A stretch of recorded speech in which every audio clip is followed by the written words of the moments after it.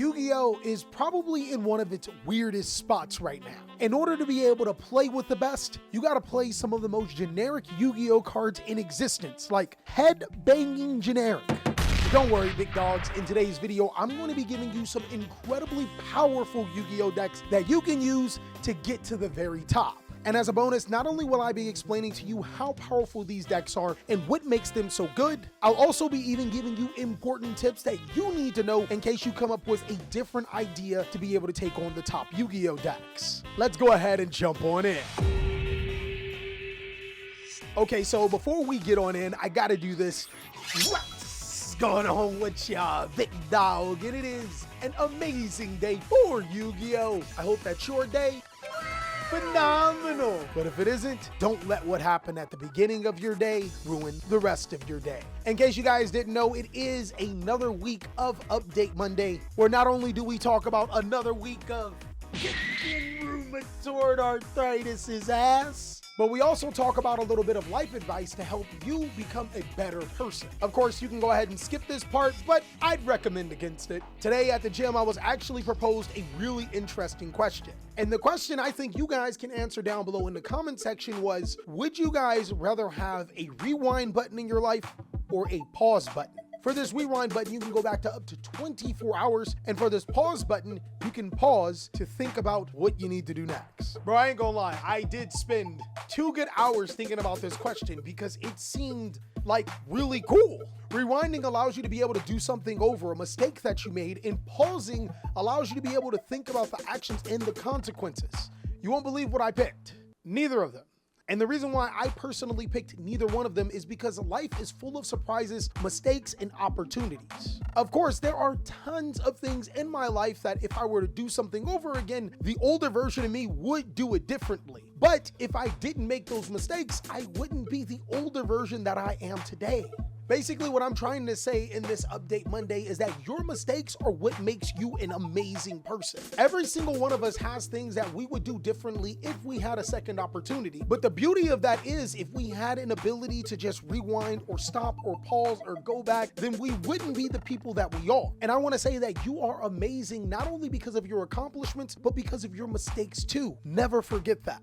And that's what leads us on into the video, the accomplishments and mistakes of these particular decks and those particular players. I have been studying what it takes to be one of the top decks in Yu-Gi-Oh! And I think every single one of these strategies fits the criteria. They are able to be able to play 15 hand traps inside of their deck. 15 is ridiculous, but it's almost necessary. These strategies are also fluid with their combos and disruptive against some of the top decks in the game. So if you can think of a particular strategy that can fit all of those, I really want to hear what you have to say down below in the comment section. But let's go ahead and jump on in and talk about a strategy that I think is hugely underrated and ironically is a fire deck. Solomon Gray does not get the exact same benefits of decks like Fire King or Snake Eyes. It simply just can't run the Snake Eyes engine. But where it makes up for is its unique spell cards that allow you to be able to extend forward and play the game a little bit differently. Solomon Gray Charge is an excellent way for the deck to be able to extend further past Nibiru to Primal Bing, and Burning Draw is crazy good in this Yu-Gi-Oh format because it allows you to draw based on the monster's link rating. The only problem is that you're locked in the fire. Fire. But I think one of the best things about Solomon Great that probably should be studied is the evolution of the deck. Previously, before Solomon Great was built on summoning Access Code Talker and made it 5300 attack, allowing it to attack twice. Nowadays, Solomon Great builds do not play that line. It's more focused on Solomon Great Raging Phoenix, which is a powerful Yu-Gi-Oh card that can summon itself back, also search you Solomon Great cards, and comes even stronger. The deck is not only naturally adept at playing a ton of hand traps, it's also built to be able to beat some of the more popular hand traps being used into the game. And ironically enough, Solomon Great has been topping events, most recently YCS Sydney. This deck is pretty crazy at what it does, and I might even be willing to give you guys an updated Solomon Great deck profile. Just let me know down below in the comment section if that's something you really want to see. Ironically, Solomon Great is weak to cards like Dimension Shifter, which is probably one of the most popular cards in the game because of its toxicity, and it's toxic because it's toxic, but fair enough, it's one of the necessary evils in the game.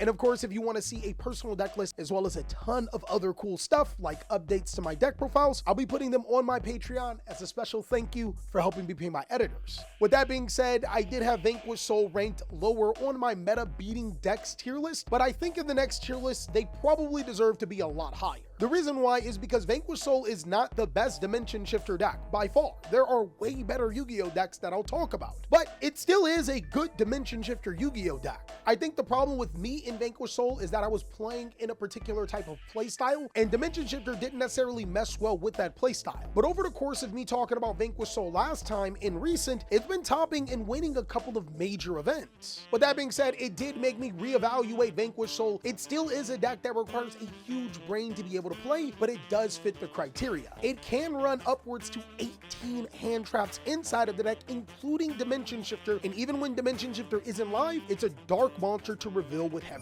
Borg. Another one of the best things about Vanquish Soul is that since players are running a ton of hand effect negations like Effect Veiler, Ghost Mourner, and Infinite Impermanence, that's something that Vanquish Soul is pretty good at dodging. Whenever you summon a Vanquish Soul monster like Razin to your side of the field and your opponent wants to use Infinite Impermanence, well, you can always just chain the effect of your Heavy Borger or your Caesar to be able to bounce your Razin and still get its effect. It makes your opponent go minus. And also, Vanquish Soul has some secret utility to some pretty powerful Yu-Gi-Oh cards right now that a lot of people are not paying attention to. For example, Link monsters are being played a ton, so Fantastical Dragon Phantasme not only doubles as a dark monster to reveal for your dark effects, but also allows you to be able to fix your hands and protect your monsters. Divine Incarnate Kirakara is a small world target for the deck, is revealable through your fire effects, but more importantly is good at board breaking. But one of the most important cards that I want to talk about here is their trap card in Vanquish Soul Snow Devil. This card is completely crazy, my boy, I'm telling you. There was a point in time in Yu-Gi-Oh when destruction was kind of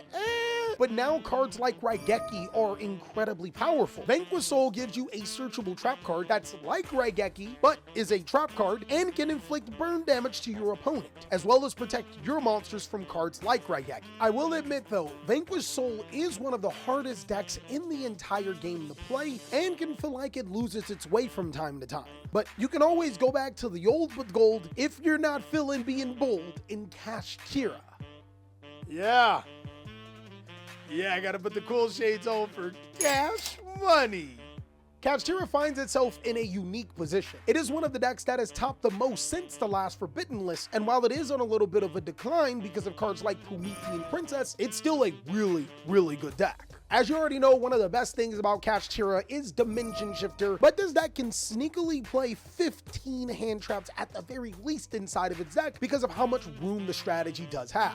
And then of course there's the normal nuances of Kashtira Fenrir being able to banish face down on the field and Unicorn being able to check your opponent's extra deck. I think Kashtira may be a little bit more nuanced than that. One thing that I have not seen Kashtira players explore a little bit more is stuff like the Diabell Star engine. The Diabell Star engine is commonly thought of as just a Snake Eyes engine, but in actuality it's an engine in itself. Wanted allows you to be able to search Diabell Star the Dark Witch, and Diabell Star the Dark Witch gets you a Sinful Spoils card. There's more than just the original Sinful Spoils. Sinful Spoils Subversion Snake Eyes allows you to be able to get rid of a threat almost permanently by moving it into the spell and trap card zone. A lot of you guys are probably familiar with that particular card as it's known to be played here and there, but Sinful Spoils Doom Reselia is actually pretty busted. The first thing is that it allows you to target any level 7 spellcaster monster and make it unaffected. The only drawback is that it's sent to the graveyard on the standby phase of the next turn, but ironically, if you use this card effect on your turn, it means that Diabell Star will be sent on your opponent's turn, which will trigger her effect to summon herself right back.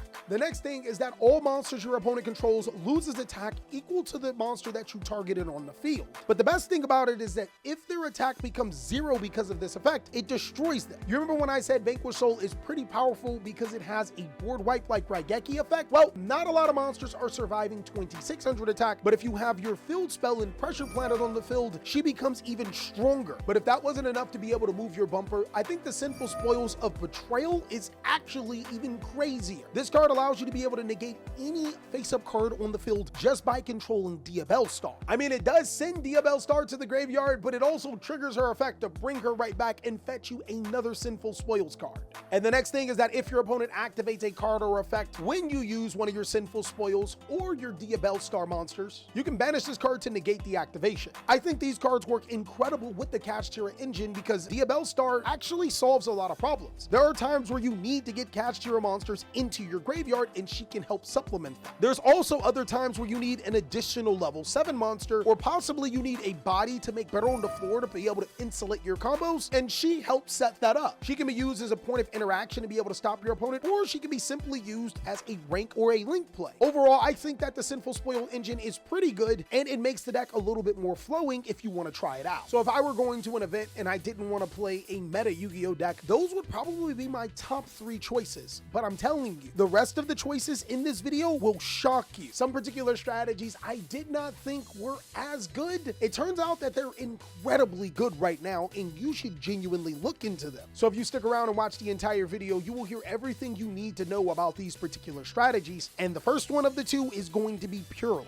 I gotta admit, Purely was probably hit on the ban list for good reason. This deck could very much be tier 0 if both Delicious Memory and Purely Sleepy Memory were off of the list. The main reason is because Purely is just hand traps. There's no necessary number needed to be put when you talk about Purely, but I've seen this deck run 24 hand traps and not be disturbed. And it's mainly because those hand trap pieces can be used to be discarded for your Purely spell effects to be able to get your engine started. As long as you have a few cards in your hand, this deck can get going, and it's pretty dangerous. And while I haven't seen any Purely players play it just yet, this deck can actually still play Dimension Shifter 2, which is kind of scary considering it. One of the obvious things about Purely is that it can make a Purely Noir, which is an unaffected card effect that just so happens to shuffle in your opponent's cards. That's devastating. But after talking to quite a few Purely players, that's actually a monster that they don't summon often, which makes you think, what is the win condition of Purely? Well, it's pretty simple. At its core, Purely is an Exceed and a Link deck. It can link into monsters to be able to get rid of your opponent's cards in the pinch, like Sky Striker Azalea or Relinquished Anima, but it also is an Exceed deck that can summon Zeus, and Zeus is incredibly powerful. Not only does it get rid of all of the monsters on the field, it also gets rid of spells and traps too. It can be used in multiple times during one turn, and Purely is masters at getting the biggest Zeus that they can.